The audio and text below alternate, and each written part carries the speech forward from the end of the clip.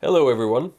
This is Daniel, the head distiller here at B&B, and I want to welcome you to the second episode of this vlog series we have.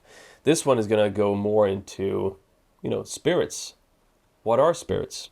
What's the origin story? What's the history? What's the background? What are the different types of spirits? What sets them apart? The basics. We're not going to go into depth into specifically what makes this subcategory different and stuff. I might touch on it just to give you, an overview. Like I said, it's all about overview here. So I'm just going to use subcategories as an example just to, because, we are confronted with them when we go to the marketplace and, are looking to buy or just looking. So it's good to use some hand-on examples. But first and foremost, let's do a historical perspective into what spirits come from. Earliest record we have of as a still, as a piece of equipment to distill alcohol in the same sense that we do today, is right now from the medieval Middle East, ninth century, roughly early ninth century, by a handful of Persian chemists or alchemists.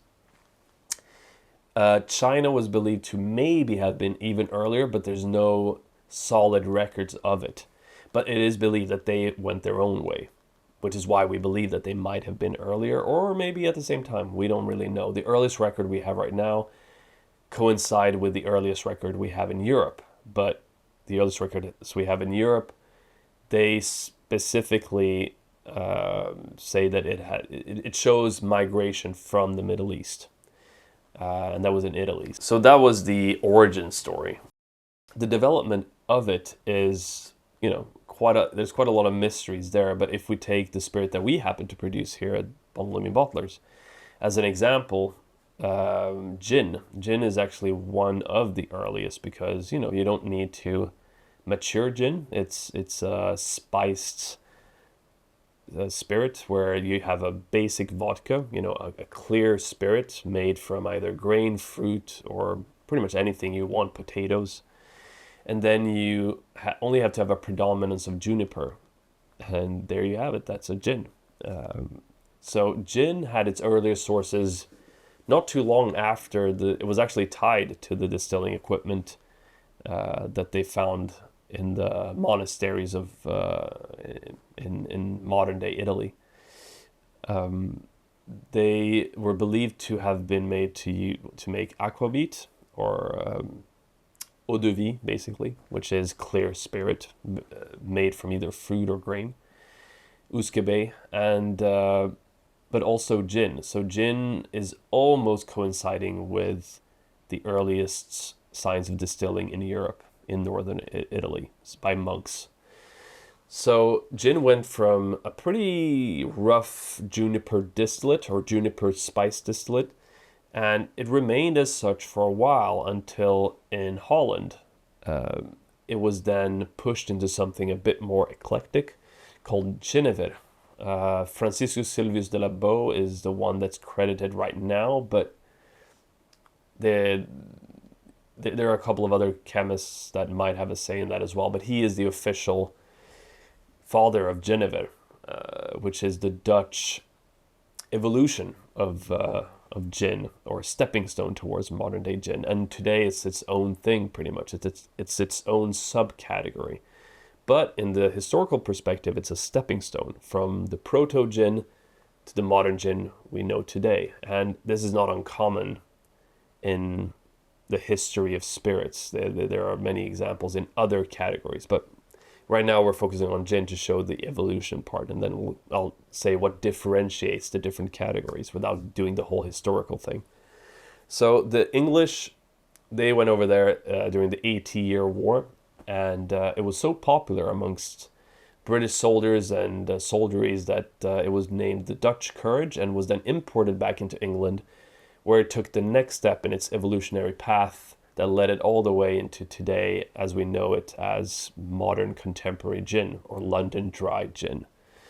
So that is a very, summarized version of one major spirit category. But what really sets these spirits apart? What is the main differentiation between them? So the main differentiation is the raw material. So if we take brandy, for instance, brandy is often mentioned in the same line as cognac, but the thing is, cognac is a subcategory, even though it's used way more often than people use the word brandy. Cognac is a brandy. Brandy is basically a spirit that's derived from fruits. Calvados is another one that's very confusing because you would think, well, a ferment that's on fruit is usually called a wine, but then you have cider. But that is simply the language, since apples was such a predominant subcategory that it came up with its own fermented alcoholic beverage. And it's just a name we use for the low wine, which is the wine that you aim to distill. So for apples, we call it cider because, well, we drink apple cider. And the apple cider is in many ways the beer or the wine made from apples. And it's less confusing that way. But the confusing bit is, the subcategories supplanting the main category in common speak. And for me, the best example is, like I said, the brandy versus cognac thing, because the cognac is technically a subcategory, but how often do you hear someone say brandy instead of cognac? Probably not that often. So the main categories are basically brandy, whiskey, uscabe, aquavit. Then you have schnapps, gin, but the main category that's there is basically spiced spirit. Basically, it's schnapps or spiced spirit. That's what gin is. Gin is a basic white spirit that's then spiced, mainly with juniper, but other things as well. So that falls into the same category as schnapses, or as we call in Sweden, spiced aquavit or eau de vie. Then you have tequila and mezcal that are made from agave. You have sotol that is made from sotol, and all these different categories. But that's an example of main category spirits, and their differentiation is the raw material, and that's it. Then you have subcategories that go into provenance, meaning where they're made. Calvados, like I said, that's a good example. Cognac, all those are regions in France. In whiskey, you have Scotch whiskey, which is Scottish whiskey, but it's more than just provenance because they have their own set of rules regarding, the type of grain used, because of course there's many types of grains. And like in the brandy section, whiskey also has its subcategories and differentiations within. And they can be as simple as Scotch, meaning you're only allowed to use malted barley in a pot still configuration. That is the bread and butter of the Scotch style. Then you have such things as Irish whiskey, which mainly exists due to tax reasons and the malt tax that was introduced, and the Irish, being quite smart, thought, well, why don't we use unmalted barley? And poof, you have pot still Irish whiskey. And then you have bourbon that uses a mix of grains, predominantly corn spirit, or corn within the mash bill, rather. So these are good examples of subcategories and main category spirits. So now you know that cognac is a brandy and bourbon is a whiskey. Scotch is a different type of whiskey. And that's generally the trend that follows through the spirit world. It's not always set in stone. Like within rum, for instance, you have molasses rum, and then you have rum made from sugarcane juice. But within rum, they usually call it different styles. They don't overtly categorize them. Not always, some do, but you have the Spanish style, you have the British style rum, and then you have the Spanish style. No, sorry, French. I repeated myself. I'm sorry. So Spanish, French, British. There you go. My bad. And those styles, like the other subcategories, go into the form of the raw material. That's the French one because they use sugarcane juice, which can be used in the other categories, but they are predominantly molasses. And then when it comes to the Spanish versus British, then it's more about the details of the production and other small details. But yeah, generally the differentiation is the raw material. And then you have further differentiation that stems from it because, these different style of spirits, the flavors you get from them, they come at different points in the distillation. And so producers will either emphasize those strengths or will aim to minimize the weaknesses. Good example, cognac being a fruit brandy, grape brandy in this sense. Fruits generally have a predominance of high volatility flavonoids. They come out earlier in the distillation run. What is a distillation run? That is the distillation process in one go. Within this run, when you're doing an experiment, more likely, you're going to have cuts. The cuts are the different points within the distillation run. Since it's a process of boiling the solution and then letting separation happen through different physical barriers and then condensation at the top with cooling water and different separating mechanisms within the still that are different from column to pot still, coffee still, and all these different types of stills. They all do the same basic job, just in a different way. But through this, you have different flavor compounds that come through at different temperatures. And when you're distilling fruit, you're going to have more high volatility flavors that will come out more predominantly in the early part of the run, or in other words, the first series of cuts. Whiskey and rum are heavier, thus they will have a longer length of distillation runs and more late cuts, or cuts that are at higher degrees or at higher heat levels. So this can give you an idea of how the spirit behaves in your glass just by looking at their production cycles. So that's why also cognac is viewed as a lighter spirit, and why I said whiskey is heavier, because whiskey goes to higher temperatures because there's more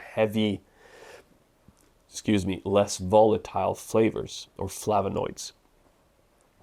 So that's another differentiation that stems from the main differentiation, that is the raw material. Because then you have a series of producers that will either emphasize or most likely emphasize the strengths of that raw material, or at least try and optimize it within the confines of that raw material, because they all give a different set of toys to play with. But within that category, you have those that are more traditional, and let's say you have a cognac producer that is more in the traditional sense, they will maybe be a bit more strict with the cutoff at the top. Most flavors will be at the lower end of the run, or the lower temperatures. This will mean you will get a product that is more focused on the arrival and the development. These are different stages that we split up the tasting experience. You have arrival, development, finish. The cognac is more about the arrival and development, or the development and finish are rather shorter. While whiskey, it's less in the front and more at the rear, same as rum. And that's mainly because the flavonoids, these flavor compounds that's found within the raw material, are more within that side of the spectrum. But like I said earlier, the different producers will take different routes to emphasize and or minimize. Emphasize the strong points or minimize the weaker points. So you can have cognac producers that will go all the way into early cuts, strengthening the fruity, volatile florals, and not pay too much attention about their more earthy, finish contributors or late development on the palate contributors. While you have in the same arena, you can have cognac makers that are more into working on circumnavigating the weaknesses. Maybe have a cognac either through maturation or distillation technique, have that finish prolonged a bit longer while not sacrificing too much on the front end. The same can be viewed in the whiskey world, where you can have, some that do smoky whiskey that is all about those heavy phenolics and rely on the smoke being so potent that, there's not too much delay in the flavor in the beginning with all these heavy phenolic and otherwise flavonoids in the mix. But likewise, you have Scotch whiskey makers or Irish whiskey makers that are more into making it more eventful from the get-go and having more florals and more fruits and having a more elegant flavor profile. All of these producers create a pretty varied landscape within all of these categories. But again, the main differentiation is a raw ingredient. And then you have all these different diversifying aspects within each of them.